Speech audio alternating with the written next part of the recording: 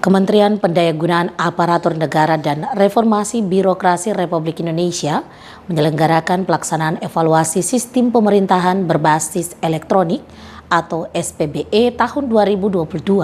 dalam rangka mewujudkan capaian kemajuan pelaksanaan SPBE pada instansi pusat dan pemerintah daerah. Proses kami apabila pemerintah pusat dan pemerintah dikerjakan dengan adanya peta rencana. Pelaksanaan evaluasi sistem pemerintahan berbasis elektronik bertempat di salah satu hotel di Merauke yang diikuti 12 kabupaten yang ada di provinsi, yakni Kabupaten Merauke, Mapi, Bovendigul, Puncak Jaya, Mimika, Yahukimo, Pegunungan Bintang, Supiori, Mambramo Tengah, Lanicaya, dan Intan Jaya.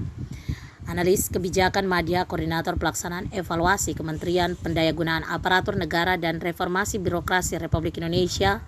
Ugi Cahyo Siotiono, mengatakan, di tahun 2022, pihaknya telah melakukan pemantauan terhadap instansi pemerintah yang indeks sistem SPB-nya masih kurang,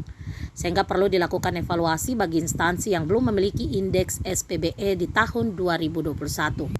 Di tahun 2021 yang lalu sudah menggunakan instrumen baru, yakni Peraturan Menteri Nomor 59 Tahun 2020 yang merupakan pengganti Peraturan Menteri Nomor 5 Tahun 2018, agar dari evaluasi tersebut dapat dihasilkan suatu kondisi tertentu terhadap penilaian yang diimplementasikan dalam suatu indeks SPBE. Baik, melaksanakan kegiatan di sini selama 2 hari dalam upaya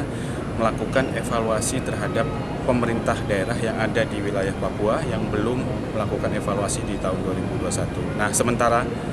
evaluasi SPBE sendiri itu adalah proses